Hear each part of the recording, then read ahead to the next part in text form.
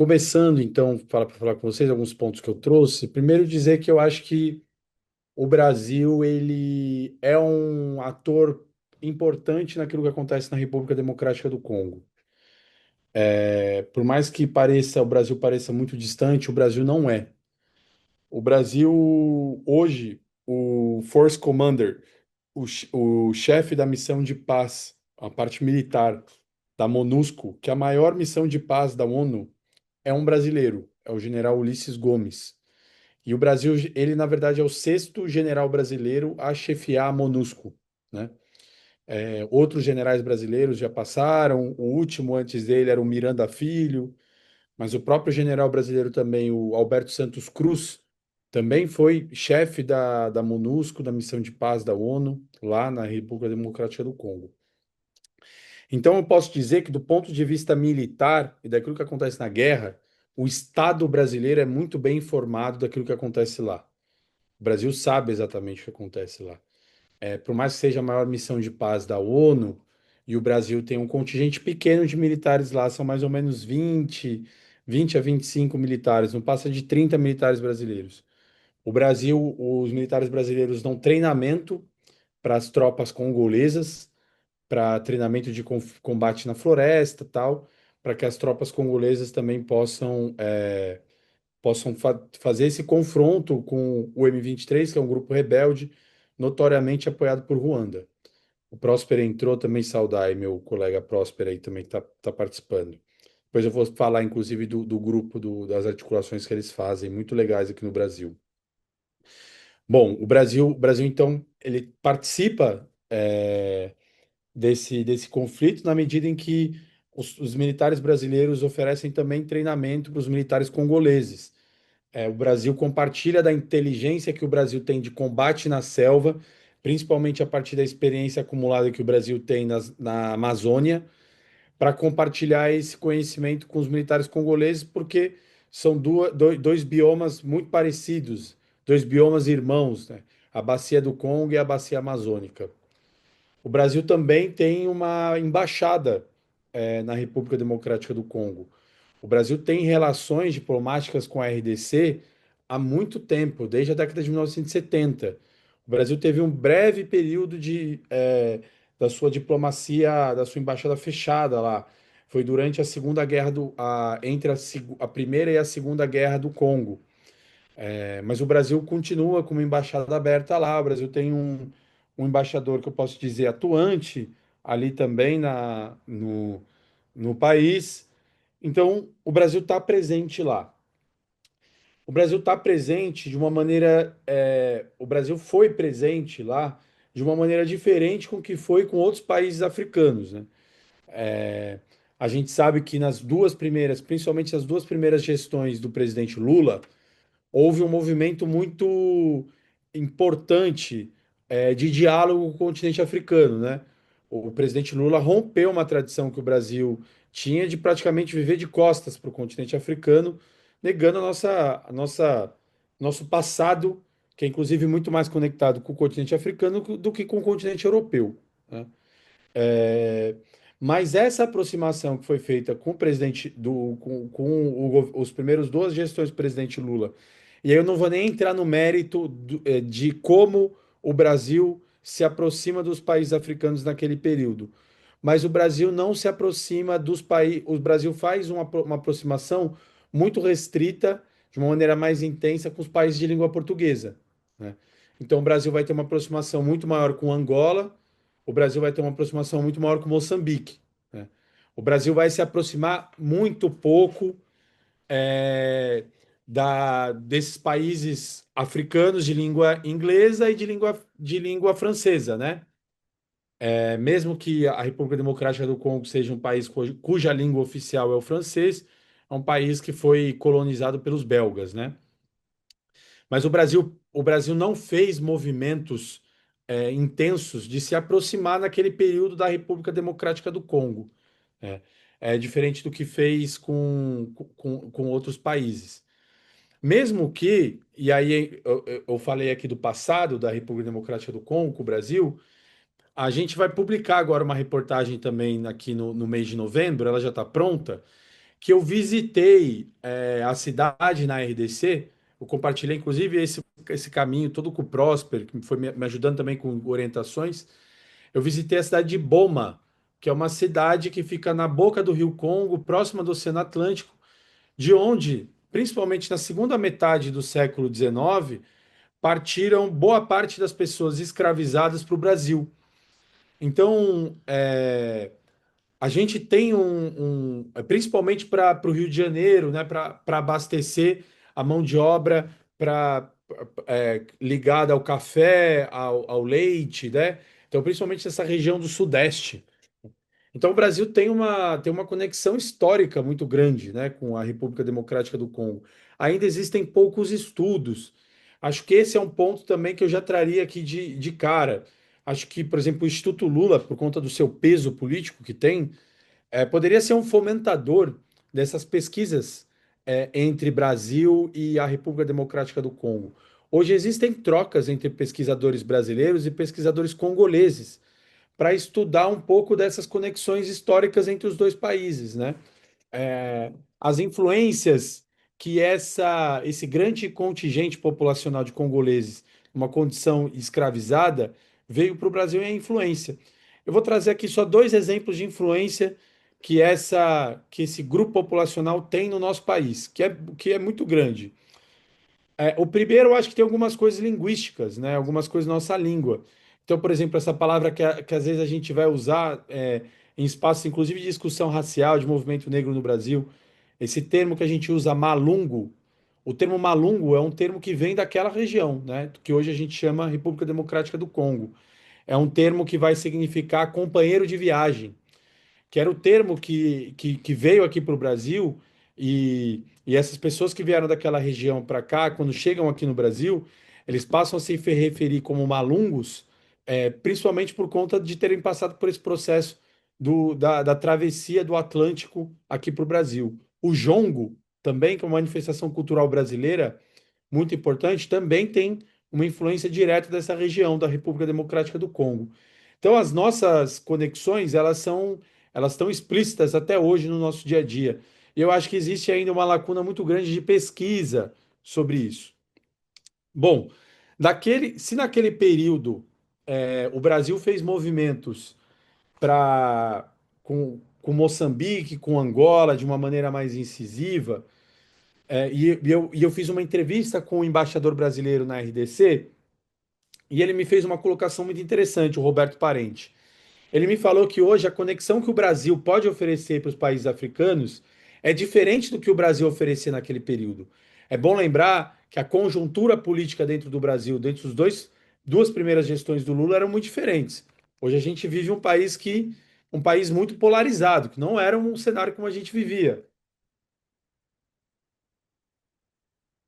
A gente não vivia um país com uma questão dracônica, né, que é esse teto de gastos, que vai fazer com que o Brasil tenha, inclusive que o Estado brasileiro tenha uma menor possibilidade de investimento, né? O Brasil naquele período, inclusive fazendo uma parceria via BNDES e com as suas empreiteiras, o Brasil fez investimentos em infraestrutura em vários desses países africanos. O que o Roberto Parente me colocou o Brasil não pode mais fazer, o Brasil não vai conseguir fazer num curto prazo parcerias dessa maneira, né? Mas eu acho que existem outras possibilidades para o Brasil muito interessantes de serem feitas. Se o Brasil tinha uma possibilidade mais interessante a nível interno, hoje eu diria que talvez a conjuntura internacional e o papel que o Brasil ocupa a nível internacional é também mais interessante do que o Brasil ocupava naquele momento. O Brasil hoje eu acho que é um player internacional mais importante do que ele era nas duas primeiras gestões do Lula, né? E eu acho que o principal ponto que a gente pode colocar para isso é o papel de liderança que o Brasil tem nos BRICS, né? O Brasil tem um papel de liderança nos BRICS.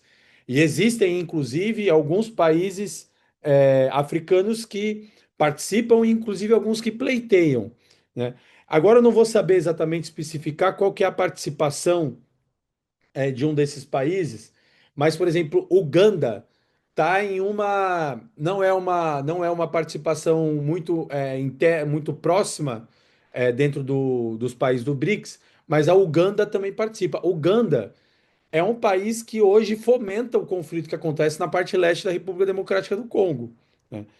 Então, eu acho que, assim, por exemplo, o Brasil poderia fazer movimentos a nível internacional de tentar aproximar muito mais a RDC do que, por exemplo, o Uganda, por conta, inclusive, do papel que o Uganda hoje faz dentro do continente africano, né?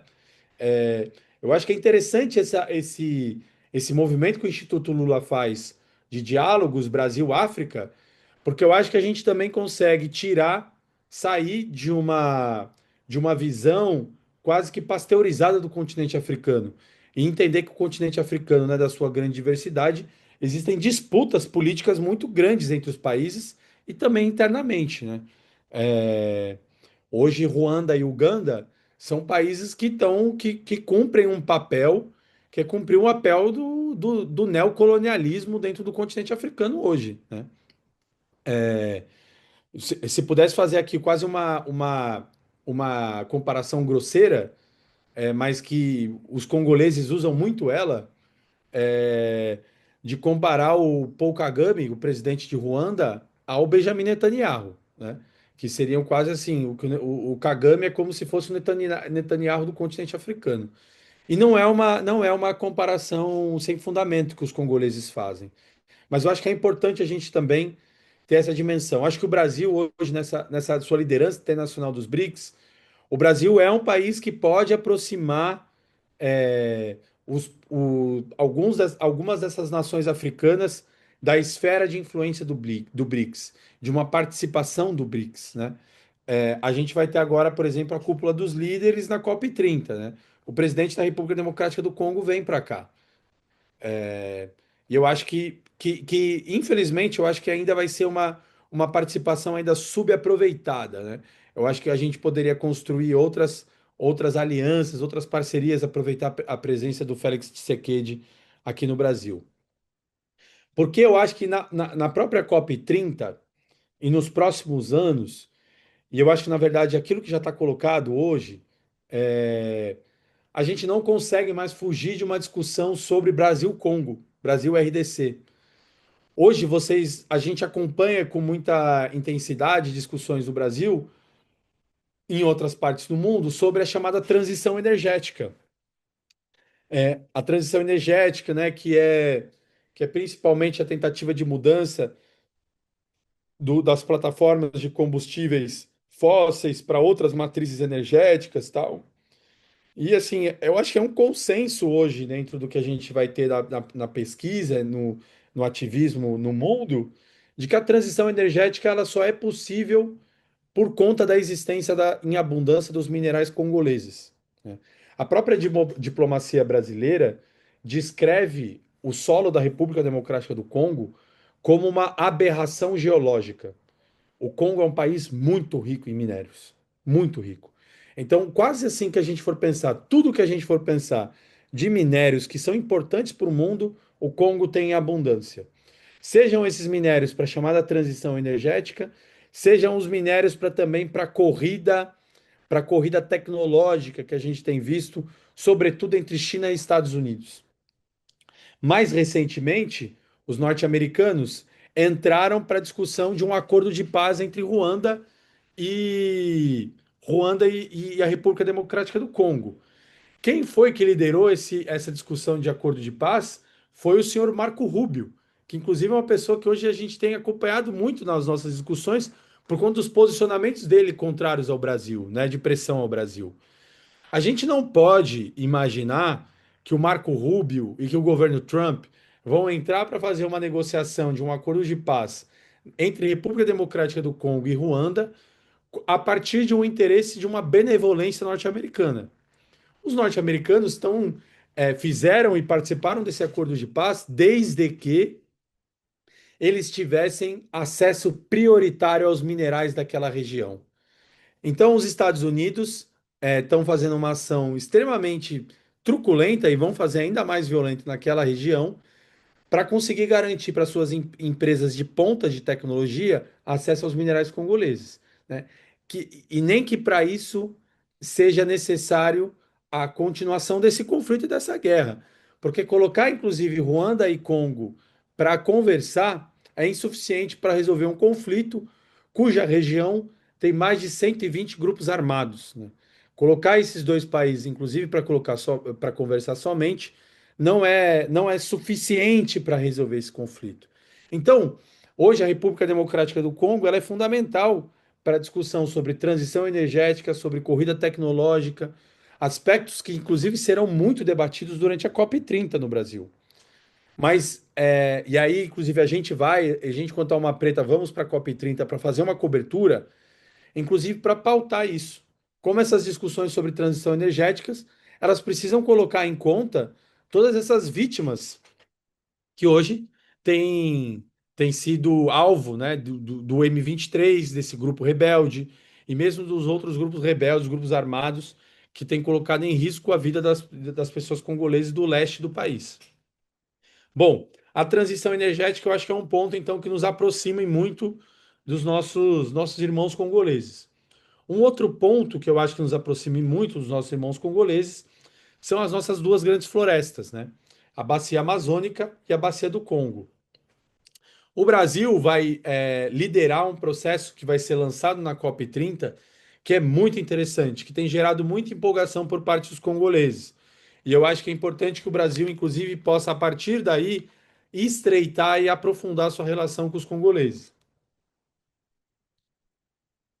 Isso porque o Brasil vai lançar o TFFF, né, que é o Fundo para Sempre das Florestas Tropicais. A estratégia do Brasil para o Fundo das Florestas Tropicais é muito interessante. O Brasil vai oferecer um guarda-chuva a nível internacional para que as nações do norte global e empresas a nível internacional possam fazer repasse de recursos para que é a grande discussão da COP, né, a questão do financiamento climático, para que elas possam fazer repasse para o TFFF, que vai ser liderado pelo Brasil, mas que esses recursos eles vão ser distribuídos proporcionalmente para todos esses países que têm florestas tropicais em acordo com quanto que esses países preservaram de floresta naquele ano. O que é muito interessante. Então, o Brasil vai poder liderar uma iniciativa que vai poder fazer com que possa ser um canal de captação importante para a própria Amazônia, mas também para a Bacia do Congo, né?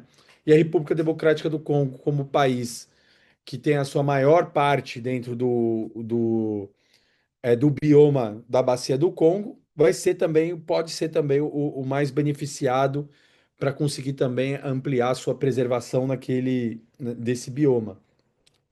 Mas eu acho que a partir daí o Brasil pode construir muitas coisas, porque com recursos, eu acho que o Brasil também pode incentivar, como eu havia falado, mas eu falei primeiro com relação ao passado. Mas eu acho que, por exemplo, o Brasil pode incentivar muito e fortalecer muito acordos bilaterais com a República Democrática do Congo para o desenvolvimento de pesquisas, de preservação dos dois biomas, compartilhamento de estratégias, compartilhamento de inteligência científica dos dois países, pensar em intercâmbio de pesquisadores das duas nações, para que você consiga estreitando também as relações, a produção científica, você estreitar a partir daí também a troca de inteligência na sociedade civil entre os dois países. Eu acho que o TFFF e as duas grandes florestas são uma grande possibilidade para isso. Mas, enfim, eu estou falando de possibilidades, e para concluir, e eu acho que, não sei se é possível o Prósper também dar uma palavrinha, mas a gente abrir talvez para conversar. Mas o que eu diria é que é, hoje já existe uma conexão muito interessante, um trabalho muito legal feito pelos nossos colegas, colegas imigrantes congoleses que hoje vivem no Brasil, né? Vários deles, inclusive, o caso do Próspero, cidadãos brasileiros também já, né? É, mas eu acho que esses nossos colegas congoleses que hoje habitam no Brasil, e que eu acho que é importante a gente dizer, é uma das maiores comunidades de imigrantes que existem hoje no Brasil, é, fazem uma série de atividades, fazem uma série de articulações, uma série de iniciativas que eu acho que são muito pouco ainda exploradas e muito pouco apoiadas e muito pouco conectadas pela sociedade civil brasileira, né? É, eu, inclusive, colocaria aqui para vocês, é, aí falando de um lugar nosso mesmo, como diáspora africana no Brasil, como afro-brasileiros. Eu acho que a gente ainda vai ter em algum momento que se rever enquanto diáspora, o que diz respeito à minha leitura, né? Meus colegas podem discordar, mas eu acho que a gente tem um erro histórico de leitura política enquanto diáspora africana, do nosso papel com relação aos nossos colegas imigrantes africanos que vivem no Brasil. A gente tem pouquíssimos contatos com eles. E eu acho que é importante a gente dizer que esses nossos colegas imigrantes africanos, e aí em particular os congoleses, quando vêm para o Brasil, eles sofrem dos mesmos problemas que nós sofremos do racismo brasileiro, né? Só que a eles ainda é acrescentada a questão da xenofobia, né? A questão de viver, de vir de um outro país, de serem cidadãos africanos, cidadãos congoleses aqui no território brasileiro, né? O que vai colocar para eles ainda uma carga maior de preconceito, uma carga maior de discriminação. E eu acho que é um papel importante nosso rever essa posição histórica nossa e ter uma posição mais próxima dos nossos colegas, nesse caso em particular, dos nossos colegas congoleses, né?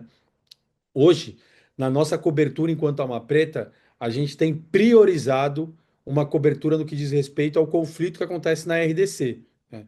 Inclusive no que em detrimento a outros conflitos a nível global. Inclusive, posso compartilhar aqui com vocês é o que acontece na faixa de Gaza. É um genocídio que está acontecendo lá, mas é um genocídio que acontece no leste da República Democrática do Congo também, né? E aí eu acho que é importante que a gente consiga ter uma solidariedade ativa com nossos irmãos palestinos e a gente faz uma cobertura no que diz respeito a isso. Mas diante do silêncio que é colocado sobre a República Democrática do Congo, é fundamental que a gente tenha uma posição ativa com relação a isso. Nós somos o país que representa a maior parte da diáspora africana nas Américas. Nós temos a maior população negra fora do continente africano. Eu acho que se nós nos reivindicamos enquanto diáspora africana, a gente tem que ter um papel ativo com o continente africano, né? É, E por último, diria que dado essa situação dos nossos colegas imigrantes congoleses que hoje vivem no Brasil, alguns deles ainda vêm para o Brasil na sua condição de refugiados, né? Fugindo do conflito que acontece na República Democrática do Congo. E aí eu acho que o Brasil, do ponto de vista político, enquanto governo, enquanto Estado, acho que o Brasil precisava rever também a sua posição. Porque vejam só, o Brasil oferece visto humanitário ou facilitações de acesso ao Brasil no que diz respeito à sua política imigratória para países, para diversos países, nenhum país africano. O Brasil rapidamente construiu uma política de acolhimento a imigrantes, a refugiados ucranianos. A gente sabe, enquanto afro-brasileiros, o porquê os ucranianos também tiveram uma entrada tão rápida e tão facilitada ao Brasil. E a gente também sabe o porquê o Brasil tem políticas migratórias tão duras contra os africanos. E eu acho que é importante que a gente também consiga ser um agente de solidariedade aos nossos irmãos africanos, aos nossos irmãos congoleses, para que o Brasil também tenha uma postura de acolhimento dessas pessoas. Não só uma facilitação de entrada, mas uma política também de receber e de inserir essas pessoas no nosso dia a dia, no nosso cotidiano. Bom, gente, era isso que eu pensei de falar na abertura. Não sei se o Próspero também pode compartilhar um pouquinho, mas eu estou aqui aberto para a gente continuar conversando e trocar também experiências com vocês.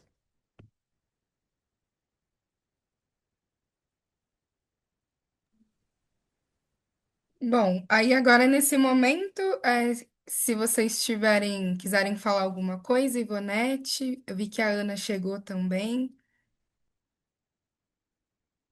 Eu Se acho que a tiver. gente poderia deixar para ele complementar, né? O próximo que ele falou, se ele pudesse falar, eu acho que a gente poderia complementar e depois a gente fazer algumas perguntas, né? Peço desculpas pelo atraso.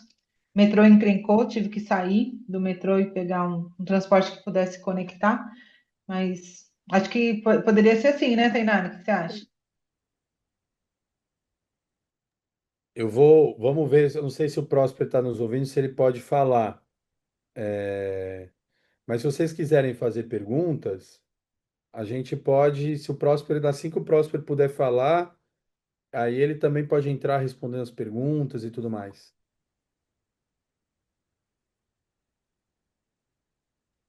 Eu tenho Aí acho uma que ele pergunta abriu, do. ó, acho que ele abriu Ah, o. então tá.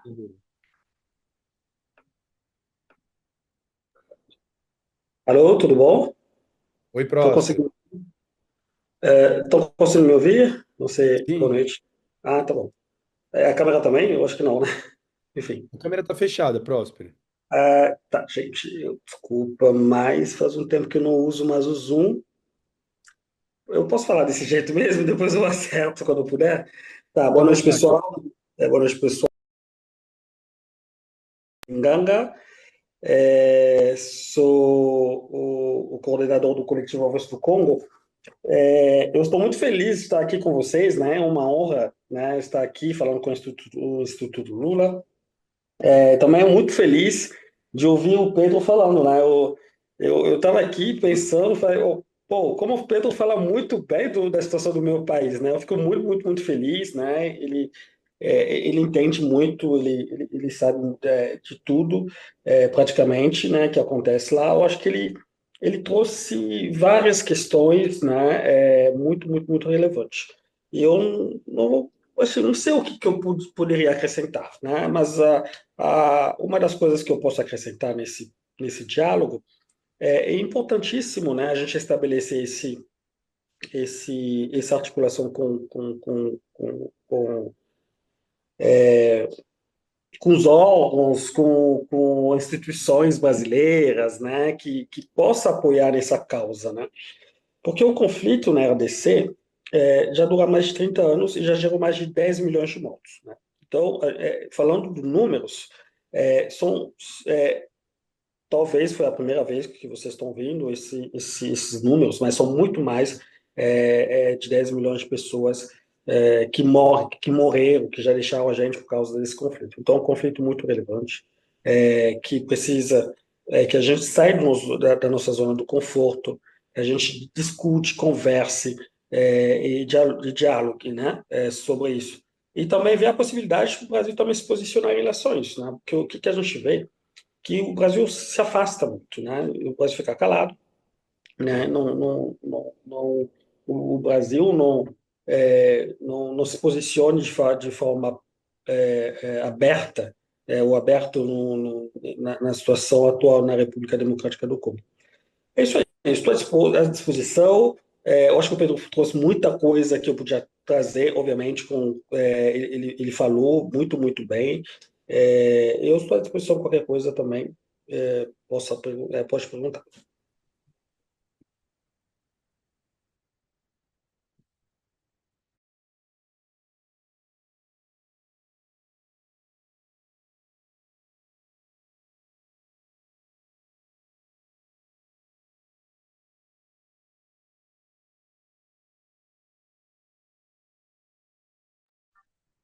Ah, agora estamos vendo o Próspero.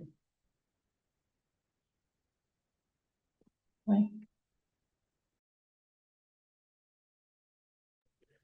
Pessoal, se vocês quiserem fazer pergunta, a gente está à disposição, tá? Eu tenho uma dúvida que é em relação que eu acho que é uma coisa simples, né? Mas acho que seria importante a gente falar sobre a divisão dos Congos, né? Se você pode falar para a gente um pouco sobre isso, sobre a diferença, para a gente ter uma ideia. Eu acho que você vai falar melhor, Próspero, disso. Tá, então, existe dois Congos, né? Existe a República do Congo e a República Democrática do Congo. A República Democrática do Congo, ela foi colonizada pelo Reinado da Bélgica, e a República do Congo foi colonizada pelos franceses. Kinshasa e Brazzaville são os dois capitais dos dois países e são os capitais mais próximos do mundo, né? Eu acho que o Pedro estava lá em Kinshasa, dá para enxergar a outra cidade, assim, tipo, é bem pertinho, de barco são 5 minutos de travessia. Praticamente nós temos várias coisas em comum, né? Temos línguas em comuns, né? Eu acho que umas duas, três línguas em comuns, além do francês, né? As línguas africanas. Mas são histórias diferentes, totalmente diferentes. O Congo-Brazzaville já foi capital da França, né? Na época da ocupação francesa, e um país pequeno, né? Com cerca, acho que, se eu não me engano, 7 a 10 milhões de pessoas, né? Bem pequeno, em comparação à República Democrática do Congo, que é um país gigante, né, com cerca de 450 grupos étnicos, né, então, ou seja, um país muito misturado, né. Isso é um ponto muito importante falar, porque muitas vezes o conflito na RDC ele é apresentado como um conflito étnico, né? Então, no Congo não existe conflito étnico, né? Com 450 etnias, grupos étnicos, é praticamente difícil, né, de acontecer aquilo que aconteceu em Ruanda, por exemplo, né, no genocídio ruandês, né, em 93, 94. Então, fora disso, não sei, não tem tanta coisa. Temos culturas muito próximos, né, um do outro. A gente consegue só diferenciar, às vezes, pelo sobrenome, mas, enfim, talvez o sotaque, mas o resto é a mesma coisa, praticamente. Eu só acrescentaria para vocês, pessoal, eu mandei aqui no chat, quando vocês estavam conversando, tá aqui no chat, Tainara, a gente fez uma thread, a gente fez, na verdade, um carrossel no Instagram da Alma Preta, explicando a diferença entre os dois Congos e contando a história de cada um deles. Então, talvez possa ser legal aí para você, se você quiser clicar, depois você dá uma olhada. Aí a gente fez isso que foi um pouco assim, a gente sabe que essa é uma dúvida dos brasileiros mesmo. A diferença de um Congo e do outro e tudo mais. Então a gente fez essa thread para contar um pouco a história de um, a história do outro, o que que eles dividem em comum e o que eles têm de diferença.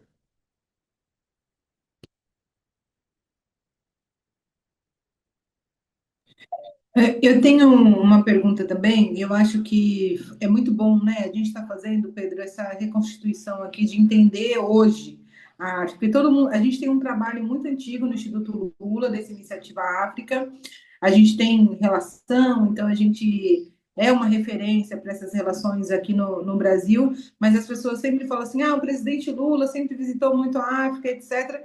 Só que a gente sabe que a política e o cenário social é movimento, né? E a gente está fazendo essas conversas até para atualizar o nosso conhecimento também, e a gente poder fortalecer iniciativas que divulgam informações sobre o continente e também divulgam informações de fontes primárias, né? Então, você foi lá, fez bastante material, tem aí já os conteúdos do Amapreva, foi por isso que a gente ficou sabendo, a gente falou, vamos chamar o Pedro para conversar, porque sobre o Congo ele pode trazer essas informações, mas a gente também tem acompanhado que o continente africano ele tem uma questão demográfica muito particular, né? Então, enquanto vários países estão refluindo a sua questão demográfica, o continente africano ele está crescendo, né? Então, e a questão demográfica é uma questão estratégica geopolítica, né, para o futuro, né? Não só agora, só para o futuro, para o futuro. Então, eu queria que, se você pudesse dar assim uma passão dessa questão assim de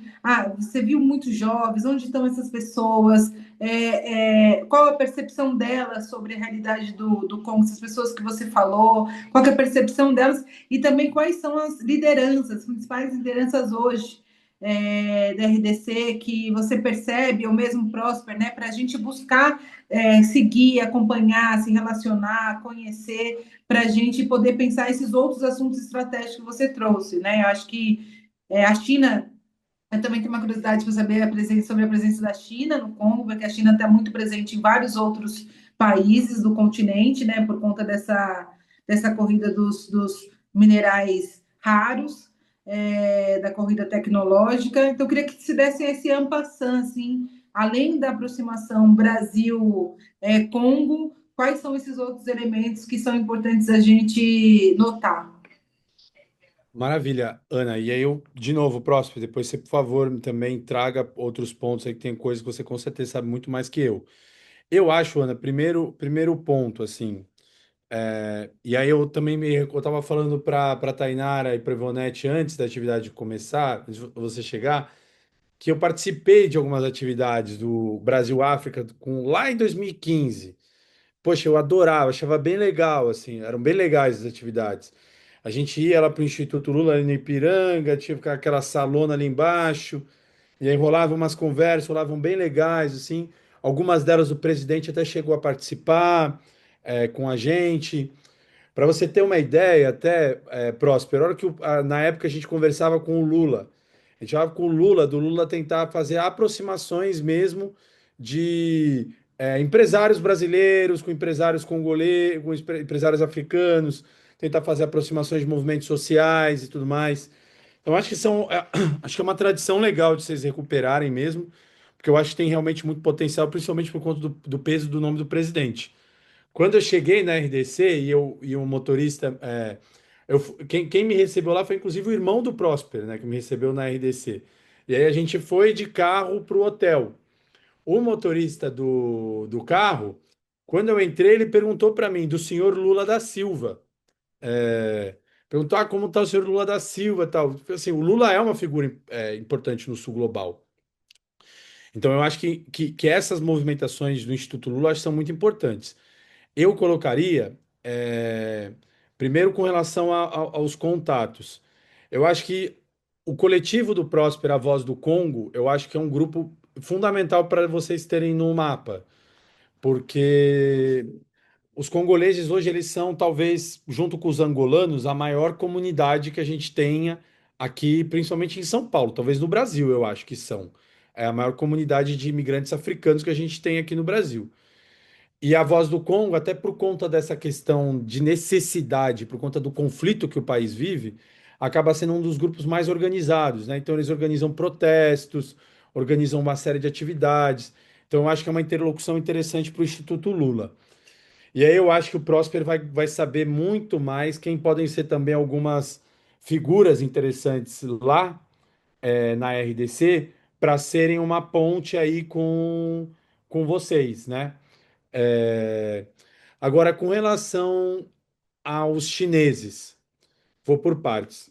Eu fui para uma cidade, para duas cidades lá na RDC. Eu fui para Lubumbashi e Kolwezi, que são duas cidades na parte sudeste, vamos dizer assim, do Congo.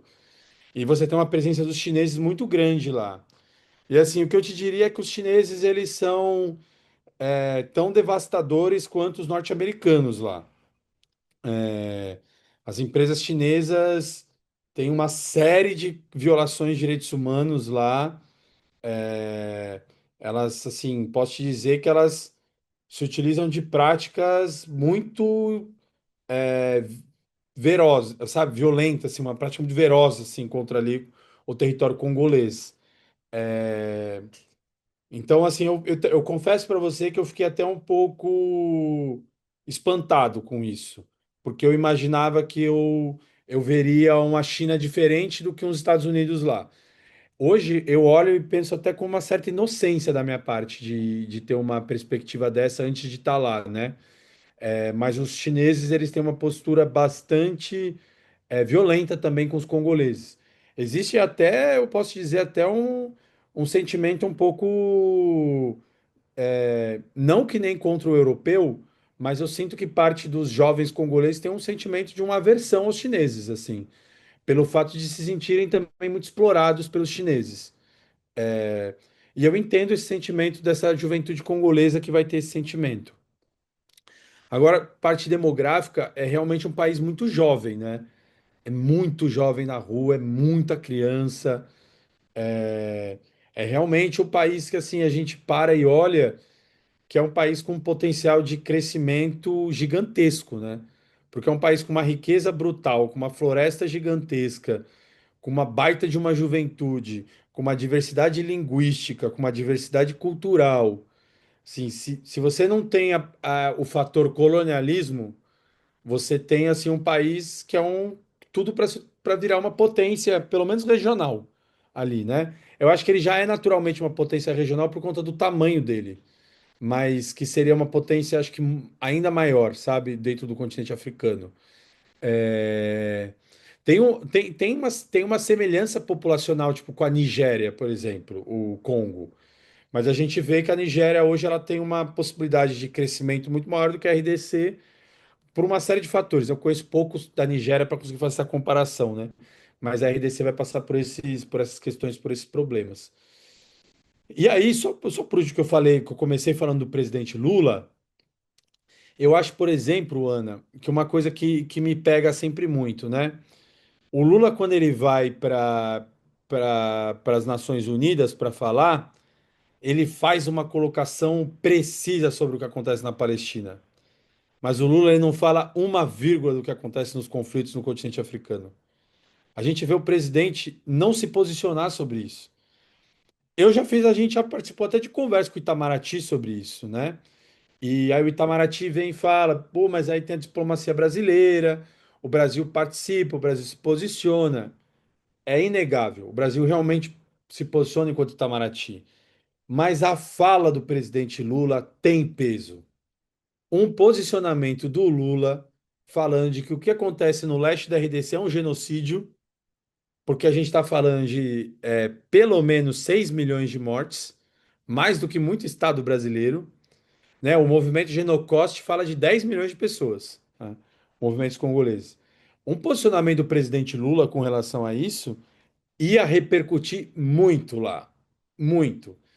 Então, eu acho que seria interessante pensar, né, de como, de alguma maneira, a política brasileira e o peso do Brasil, o peso do presidente, também, o peso, eu acho que também do próprio Instituto, né, não podem ser um aliado para que a gente consiga também mudar um pouco da conjuntura da chamada comunidade internacional daquilo que acontece lá, né? Porque é isso, assim, é interessante notar, a gente realmente não está dando um papel maior ao Lula. O Lula é uma liderança gigantesca no sul global. E eu acho que um posicionamento do Lula sobre isso teria impacto, né? Não sei se o Próspero concorda com isso. Com certeza eu concordo com isso, pela figura carismática do presidente Lula, o que que ele representa, né, no sul global, né? Uma liderança muito forte, a gente viu também muito carismática, a gente viu só o posicionamento do presidente Lula em relação né, aos Estados Unidos. Então, o fato dele se pronunciar sobre a crise, por exemplo, moro no Brasil há 15 anos, né? E o tempo que eu moro aqui, esse aí vai ser meu primeiro governo Lula que eu estou pegando, né? Esse governo aqui. E eu estava com uma esperança drástica, né? Ainda tenho, né? Então não vou falar que acabou, não, ainda tenho. E a gente conversa muito com o Pedro sobre essas questões, né? Então eu espero, eu vivo para, assim, estou vivendo para viver esse momento que o presidente Lula, falando como ativista, né, se pronuncia sobre essa questão, né? O Pedro falou de uma situação, dos mais ou menos 6 milhões de mortos, esse de vidas cefadas, né? Esses números de vidas cefadas, a gente se baseia nesses 6 milhões de mortos num documento, um documento da ONU, que chama Mapping Report, que é muito interessante. Interessante no sentido de conteúdo, né? Foi um trabalho muito bem feito da parte das Nações Unidas, né? Fizeram um mapeamento dos crimes e das principais atrocidades que aconteceram na RDC entre 1993 a 2007. Então, já nesse período, o documento saiu em 2010. Já esse período, o documento falava de 6 milhões de vidas cefadas. Então, de 2007 até hoje, então a gente quase dobrou ou triplicou esse número, né? Então, nós, ativistas dos movimentos, e nós que somos do Genocost, o Pedro também falou do Genocost, que é muito bem, que eu vou falar um pouquinho, que o Genocost significa o quê? Genocídio dos congoleses, genocídios, não, o custo, deu branco agora, o genocídio dos congoleses por fins econômicos, né? Então, a gente entende que o genocídio que acontece na República Democrática do Congo está ligado à questão da mineração, né, das riquezas minerais, né, do nosso país. Então, esse número de mais de 10 milhões de vidas cefadas é realmente baseado nesse documento que saiu em 2010, e de 2010 para cá, são mais de 15 anos, são quase 15 anos, e a gente chegou a esse número aí, né? Falando da questão da liderança, Pedro, você disse que, por exemplo, o Congo não é a maior, eu não diria que o Congo não é a maior, assim, não é a maior comunidade africana, não, tem a Nigéria, obviamente, que tem muitos mais nigerianos e tal. Eu diria que o Congo é um dos grandes comunidades africanas que são mais organizadas politicamente. Né? Eu faria desse jeito, né?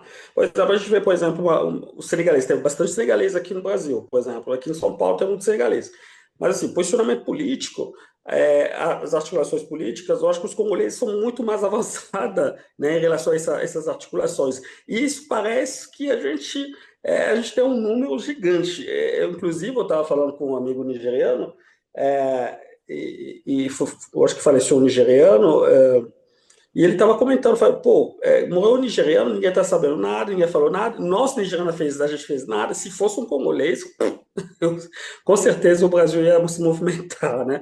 Porque vocês conseguem discutir, dialogar, né, estar junto, consegue esse movimento político. Mas o Pedro estava em Kinshasa, o Pedro viu que o povo congolês é um povo que é muito ligado à questão política, né?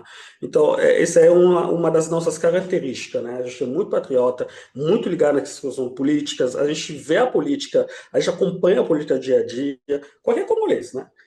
E você vê, por exemplo, você falou da questão da natalidade, da idade média, né, da população congolesa, cerca de 17 anos, né? Então, entre 0 a 17 anos. Então, é uma população muito, muito, muito jovem, né? A taxa de natalidade ainda é muito alta no país, né? Então, isso faz que... e a taxa da alfabetização é muito pouco, né, Pedro? Você vê que a maioria das pessoas estudam, vão para aula, estudam, vão para a faculdade, enfim.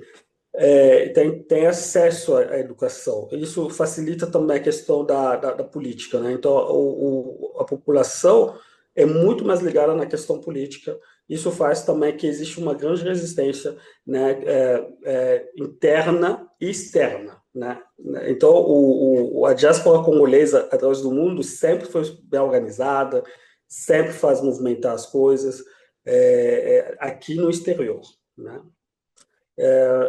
Outra pergunta, eu acho que foi em relação às lideranças lá no Congo, né? Que a gente, então, sim, a gente tem uma rede, a gente, claro, trabalha em rede, né? Sozinho é difícil, a gente trabalha em rede, e nós temos uma rede que seja na diáspora, na Europa, Estados Unidos, Canadá, mas também no Congo nós temos contato né, de algumas pessoas sérias, inclusive na parte leste também, na parte onde acontece a ocupação, né, as atrocidades, a gente tem contato sim.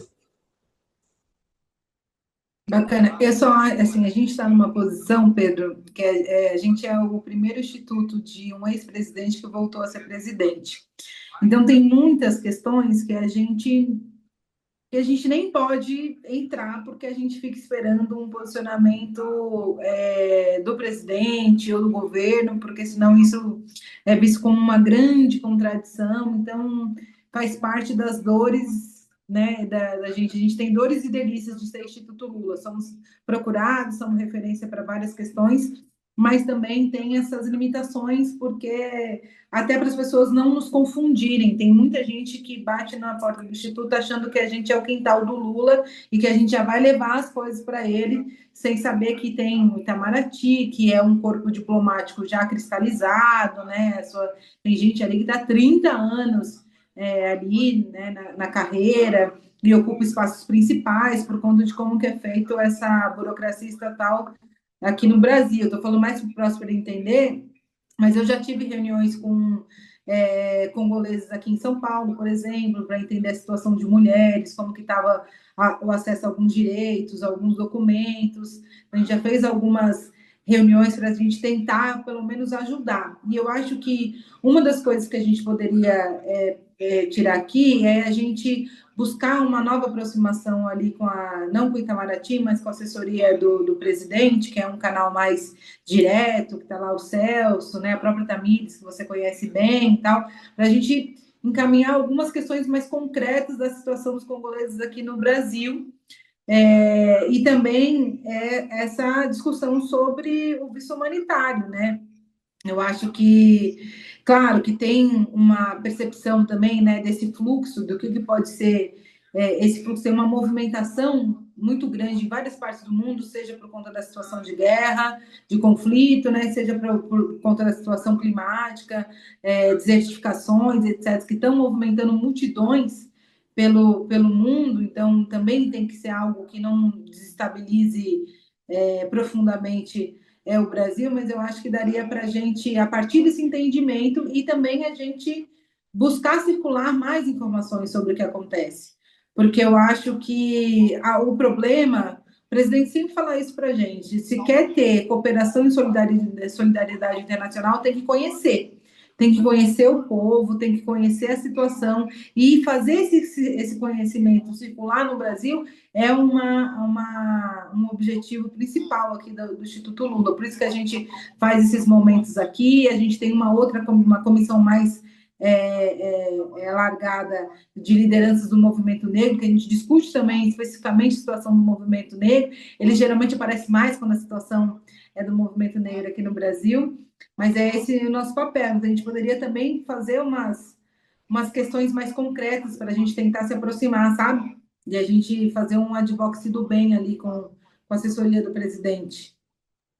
Eu acho que aí o próximo pode falar melhor, né? Mas assim, eu acho, por exemplo, essa questão da informação, a gente tem feito muito esse trabalho, né, na Alma Preta, e o que vocês também puderem ajudar a circular de conteúdo para a gente é sempre legal. Depois eu posso separar, mandar algumas coisas para a Tainara, né? A gente tem conversado eu e ela, posso mandar algumas coisas para ela. Eu acho que hoje, assim, a principal, vamos dizer assim, pensando nessa perspectiva, né, uma advocacy do bem, como você colocou. Eu acho que a principal coisa é o visto humanitário, né? Que aí o próximo acho que pode confirmar, mas acho que é a principal agenda dos congoleses aqui no Brasil.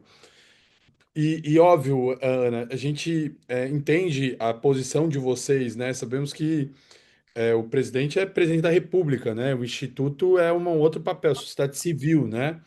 É, mas a gente acha também que é um momento importante de compartilhar também essa sensação, porque a gente também compartilha a sensação pro Itamaraty, né?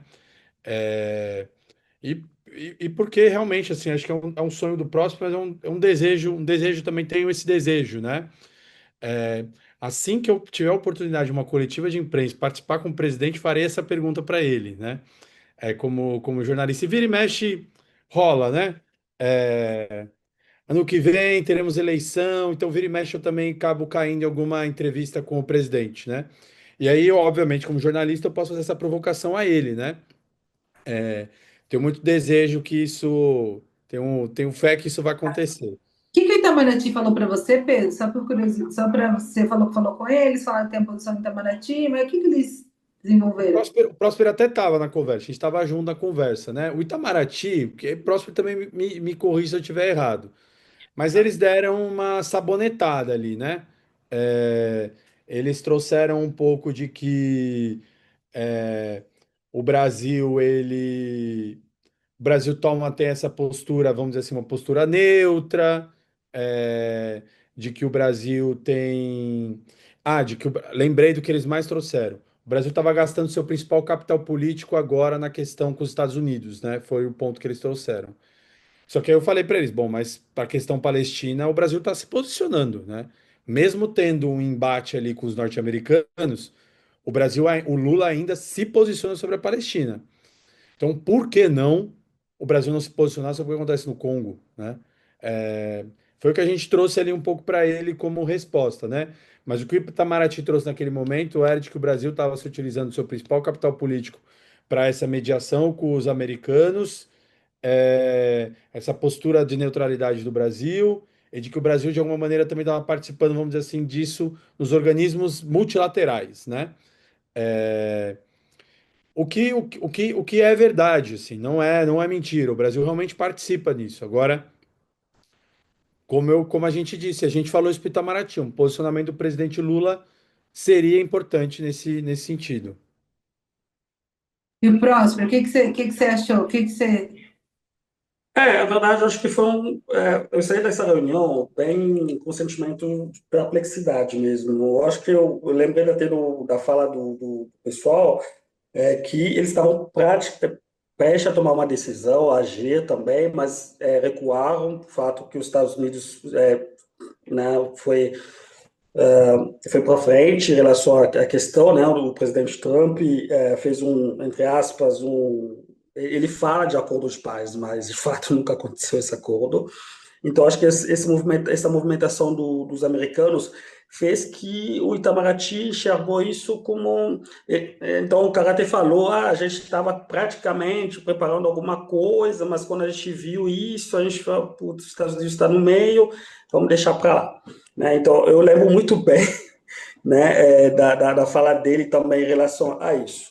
Realmente, eu até rebati, né? Falei: olha, a gente sabe da questão, a gente sabe que isso vai dar em nada, e deu em nada de fato, né? Então, a gente resultou em nada. Né? Falei com ele que não ia dar nada e não deu nada.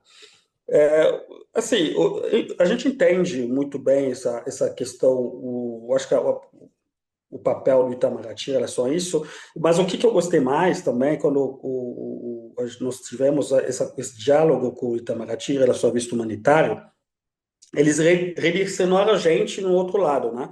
Falaram que o canal certo seria pelo Ministério da Justiça, né? Que a possibilidade do visto humanitário podia ser dado através do Ministério da Justiça, né? Mas a gente até agora não conseguimos fazer esse diálogo com o Ministério. Mas por que esse visto humanitário, né? Como o Pedro bem disse no começo, o Brasil tem uma política migratória discriminatória, né? Assim, a lei de migração aqui é uma lei muito, ela é boa, ela é bastante progressista, mas de fato na realização dessa lei, né, ou na prática, ela é conservadora, ela é tipo difícil. E nenhum país africano, né, nenhum dos cidadãos africanos tem acesso ao visto humanitário. Hoje, por exemplo, eu conheço muitos congoleses, porque além de fazer esse trabalho que a gente faz, a gente é uma liderança dentro do meio político, do meio congolês, da comunidade da diáspora congolesa aqui. Então a gente conhece muita gente. E está vendo muitos congoleses também. E esses congoleses faz tudo que acontece lá. Por exemplo, hoje eu recebi, inclusive, Pedro, qualquer coisa eu te passo também o contato da moça, porque ela é de Kivu, né, do norte, Kivu do Norte. Ela já está no Brasil há 2 anos, mas ela não tem documento. Então, o básico é isso. Então, ela entra em contato comigo para que eu fizesse alguma coisa para facilitar que ela tivesse um documento. Então, é inacreditável, por exemplo, não desprezando outros conflitos, outra situação. Eu acho que toda a situação que acontece nos outros países é triste mesmo, mas a gente sente uma certa injustiça também em relação a isso. Por exemplo, o congolês que vem aqui fica 5, 6, 7 anos, eu não diria indocumentado, documentado, mas com uma situação provisória, né? Um solicitante de refúgio que se alastra há mais de 5 anos, é um absurdo, né? É um absurdo. Ô, Próspero, qual é o número aproximado, assim, de pessoas nessa situação?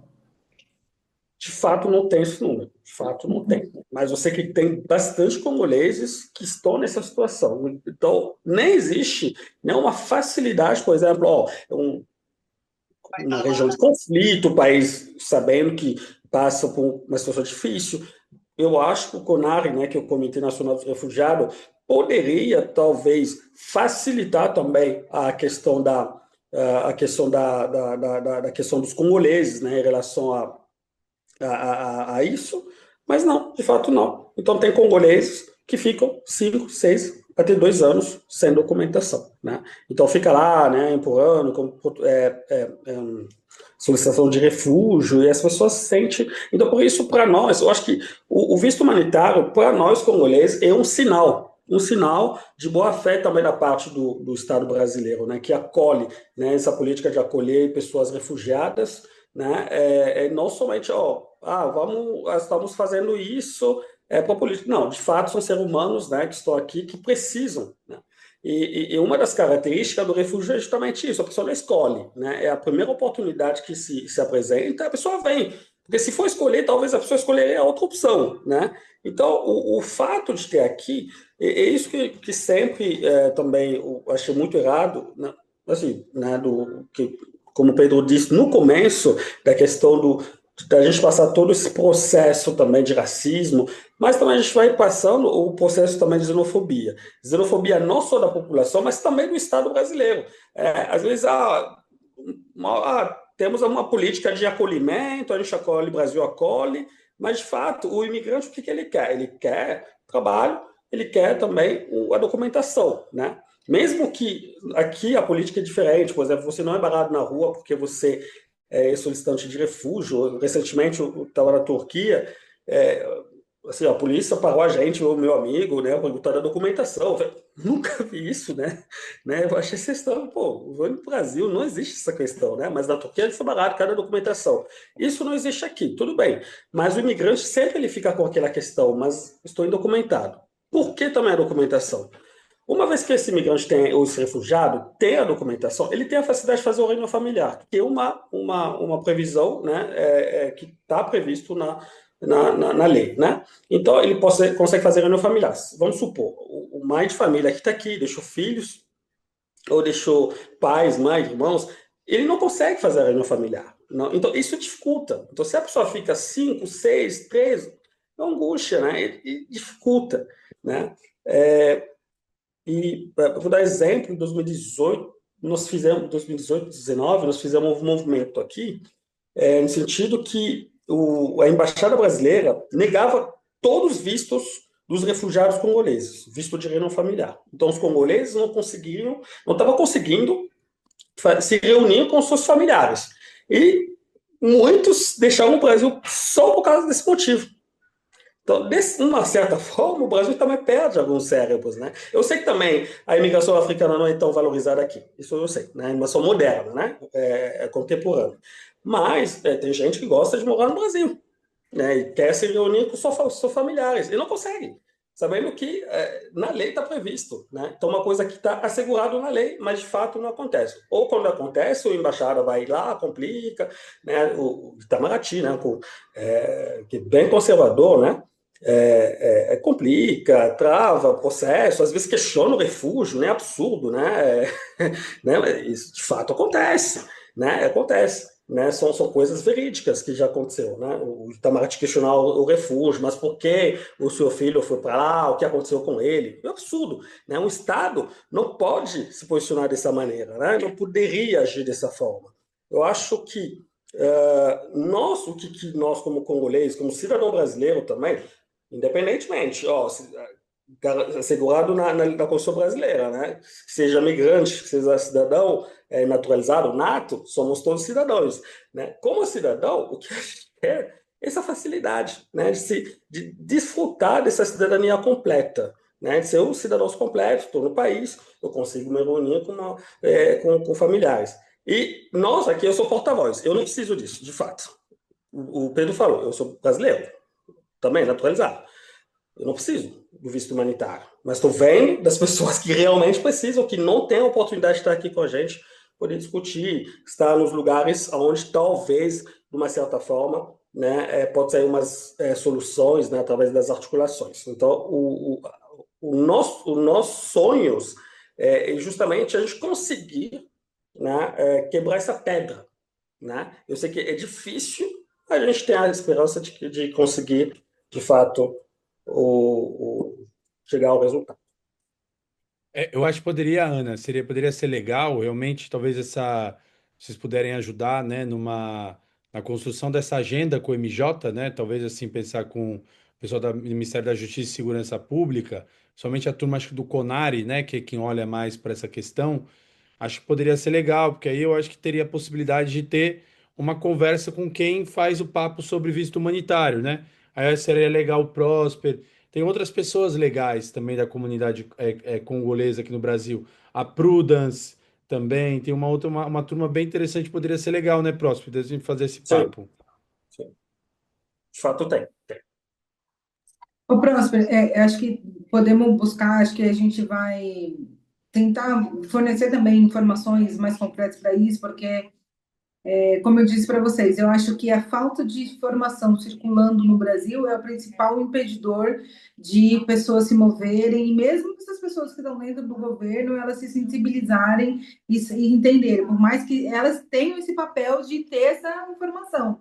Sabe, Pedro? Eu acho que a gente podia construir juntos aqui uma base de informações, muito com a gente pegar ali as coisas da Alma Preta, também buscar algumas informações específicas próspero, saber, porque também quando a gente vai resolver a situação do Congo, tem outras situações que vêm junto, né, que acaba tendo efeito de jurisprudência, principalmente ali nas ações do Ministério da Justiça, não, né, de jurisprudência tal qual, mas acaba afetando outros países também em relação de outros países, mas acho que a gente poderia construir uma base de informação comum do nosso campo, que não seja do Itamaraty, do nosso campo, para tentar influenciar essas decisões ou quem toma essas decisões.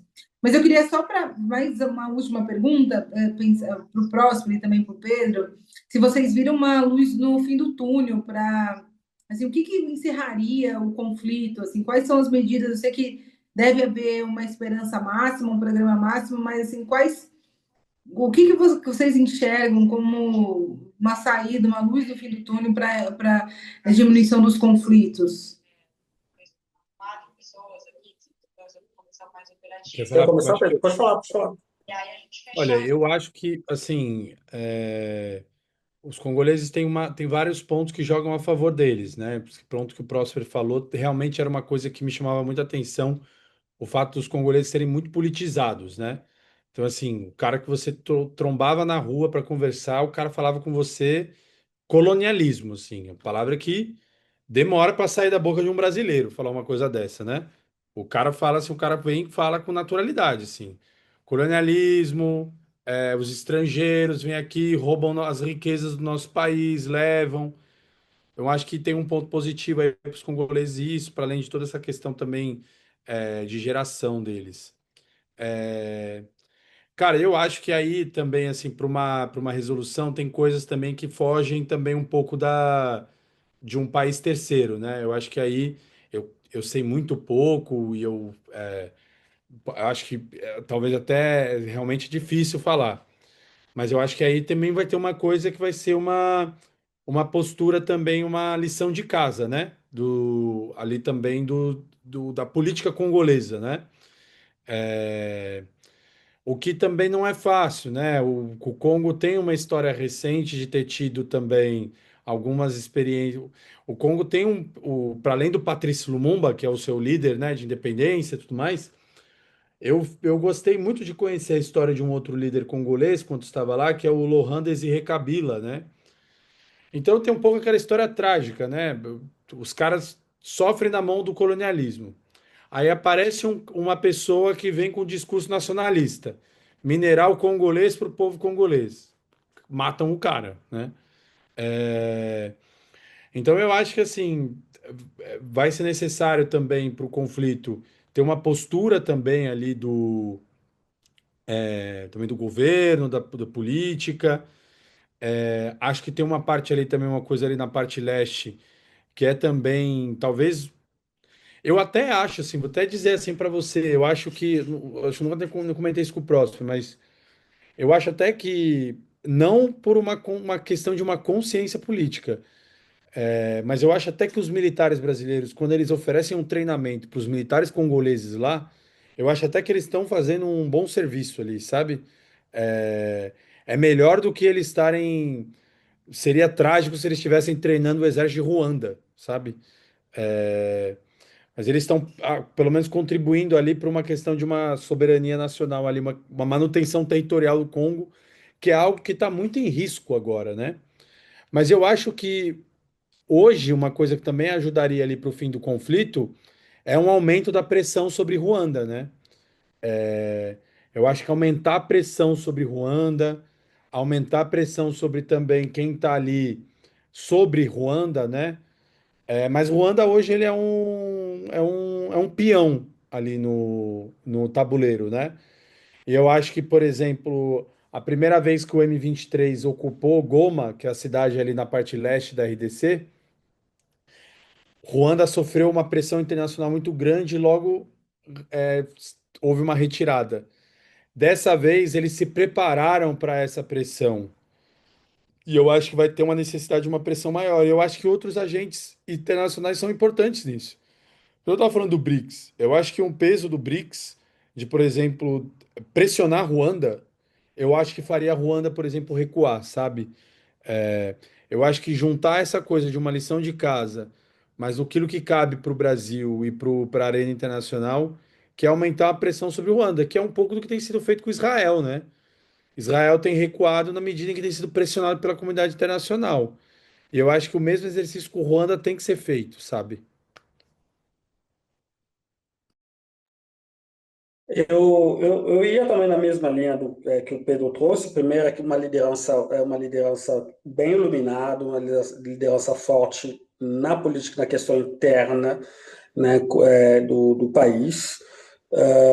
É muito importante porque nós vivemos, durante os 60 e poucos anos da independência, muitos momentos difíceis. A metade dessa independência, passamos por uma grande ditadura militar, que o presidente ficou 32 anos no poder. Aí chega um cara que fica mais 18 anos. Né? Então, e durante esses 18 anos, são vários momentos de ida, de vinda, de guerra, de conflito, né? Desde 97 até hoje. Né? São 30 anos nessa situação.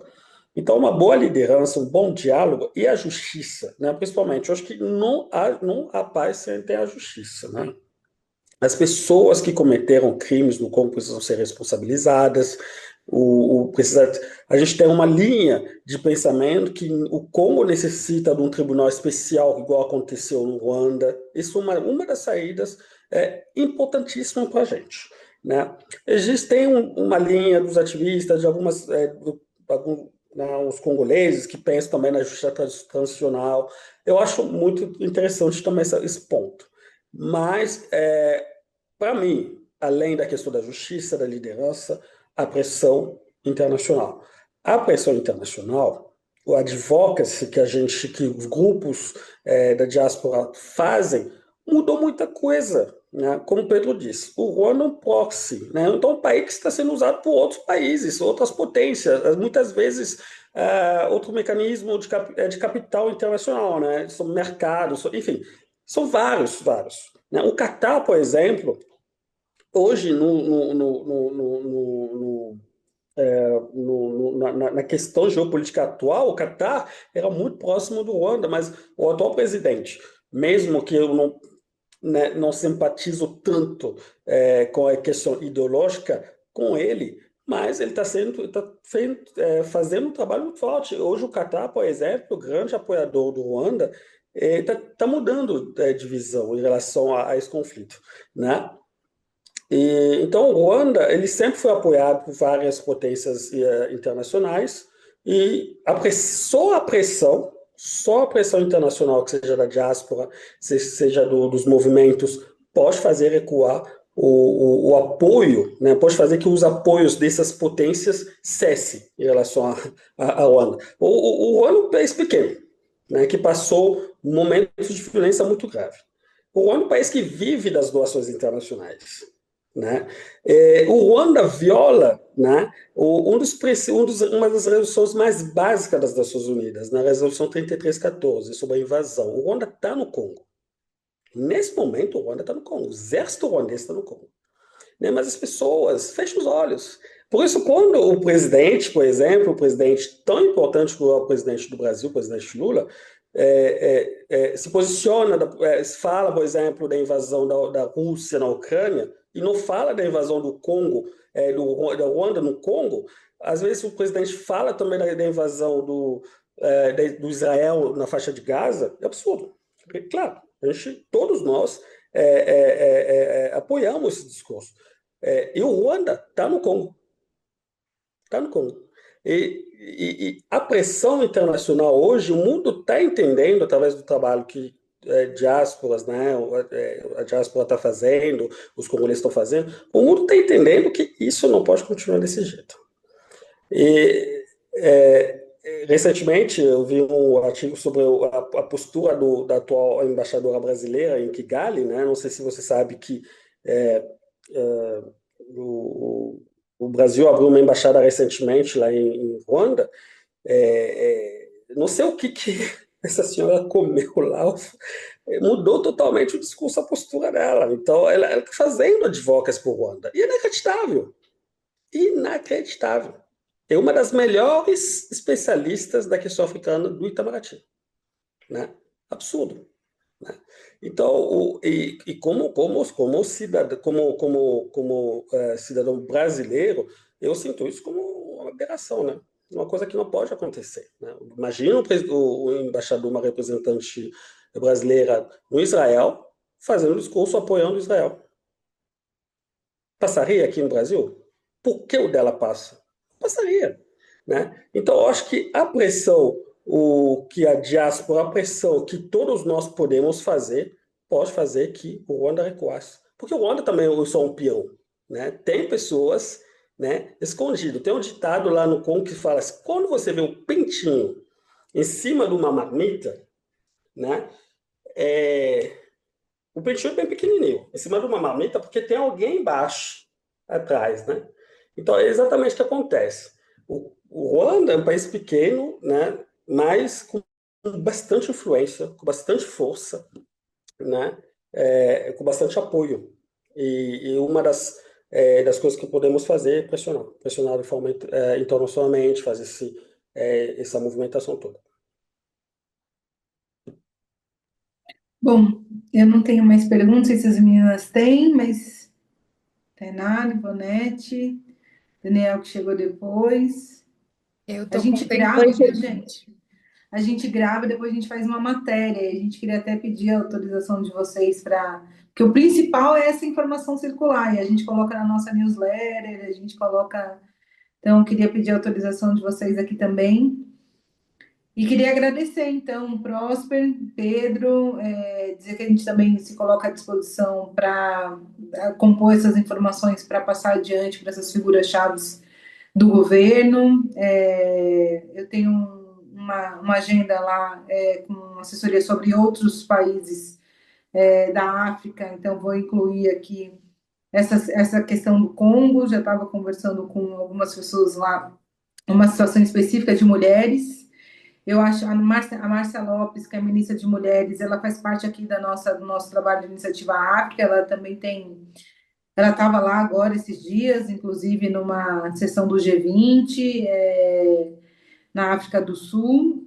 Então, acho que a gente tem alguns canais que sempre participaram aqui do Iniciativa África, estão no governo, tem uma sensibilidade para a gente conseguir ajudar, nem que seja pontualmente algumas questões, mas principalmente nessa de sensibilizar as pessoas em torno dessa realidade concreta que acontece. Queria agradecer muitíssimo o Próspero Pedro, que foi para lá para dizer aqui o seu relato, o Próspero que forneceu o irmão para representá-lo aí na viagem com o Pedro. E dizer que estamos aqui à disposição também para outros assuntos, outras questões que vocês. A gente não consegue ajudar tudo, mas a gente quer ajudar nas principais, nem que seja pelo menos levando lá. A gente não pode publicizar a nossa opinião, mas nem que seja levando lá a nossa opinião para essas pessoas que atuam no governo. Eu agradecer vocês também, agradecer a Tainara pelo convite, agradecer vocês do Instituto Lula. Como eu disse, né, eu participei de algumas atividades com o Instituto Lula nessa iniciativa 2015, acho que foi 2015 quando eu participei das atividades. Eu acho que um momento, um espaço muito importante. Acho que é isso. O Instituto Lula cumpre um papel muito importante na sociedade civil no Brasil. Então eu fico muito feliz assim de que da possibilidade é, de vocês realmente contribuírem para avançar essa discussão aqui no Brasil, contribuírem na circulação de informações sobre isso.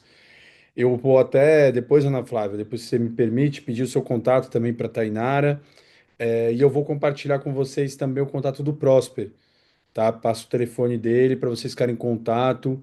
E assim, eu acho que é muito importante, sempre que forem fazer uma atividade, acho que convidá-lo, até muito mais importante do que me convidar, convidar o Próspero, convidar o pessoal da Voz do Congo, para que eles consigam trazer também esse papel, porque é o que você disse, né?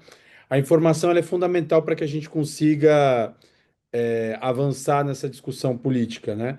E eles são a fonte primária da história, né? Então, acho que é muito importante essa conexão se fortaleça.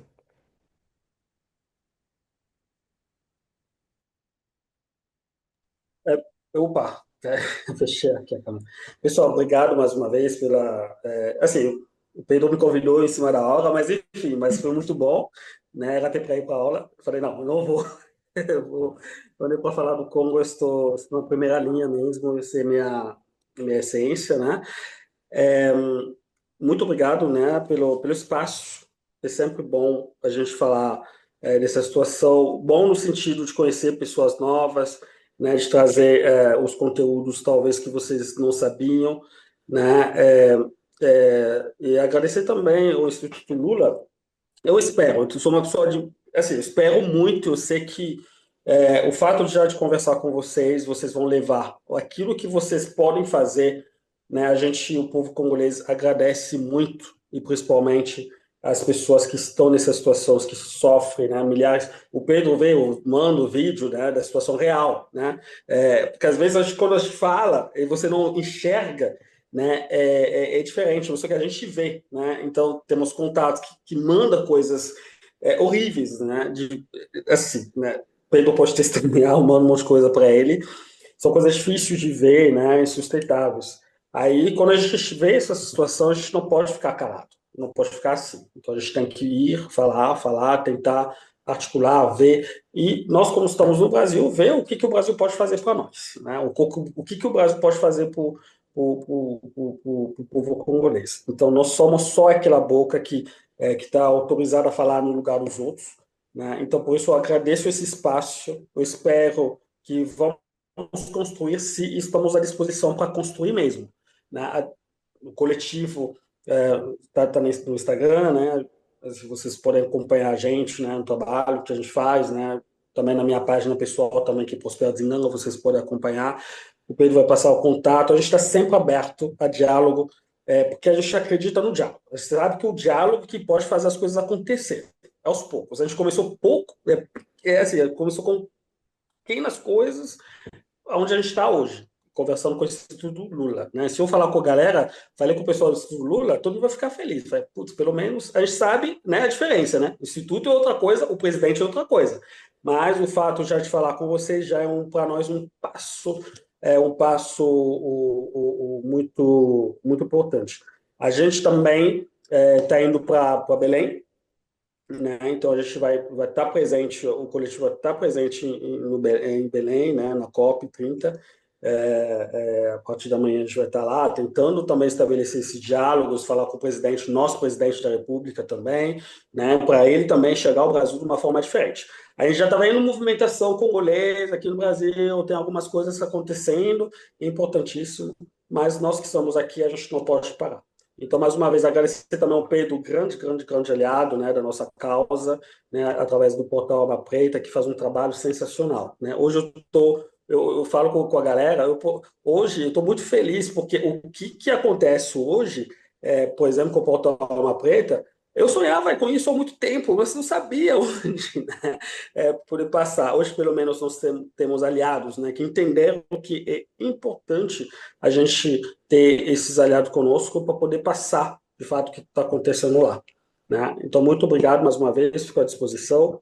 Excelente noite a todos. Tem que pedir uma parte desse fundo aí, Floresce para sempre, hein, para o Congo. E tem que ter autonomia de investimento, porque também os caras querem dar dinheiro e querem que a gente só preserve. A gente fala assim, a gente vai preservar, mas a gente quer desenvolver e a gente quer melhorar as condições de vida do nosso povo, porque eu acho que esse é o nosso grito, né? Preservar e dar dignidade para o povo que vive na Amazônia e nas florestas. Obrigada, gente. Obrigada mesmo. Represente a gente lá na COP. A gente não tem muita esperança que esse espaço, eu não tenho muita esperança que esse espaço, mas enfim, se vocês têm esperança, me sentirei representada por vocês lá. Valeu, gente. Obrigado. Boa noite para vocês. Valeu. Tchau, tchau.